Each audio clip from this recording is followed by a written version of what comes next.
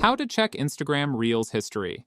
Instagram doesn't have a straightforward Reels history feature like YouTube's Watch History, but there's a workaround that acts pretty much like a history feature. Open your Instagram app and head over to your Explore page by tapping the magnifying glass icon at the bottom. This is where Instagram shows you Reels and posts similar to what you've interacted with. Next, tap on your profile picture at the bottom right to go to your profile.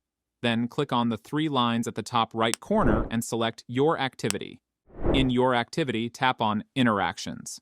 From here, choose Likes. It'll lead you to those elusive Reels. Now you're looking at everything you've liked, including photos, videos, Reels. Simply scroll through your likes to find the Reels you've enjoyed and lost. It's as easy as that. Or you can also choose Comments. Here, you can check all the posts or Reels you have commented on. But if you didn't like or comment on the Reels or posts, they won't appear here, and there you have it.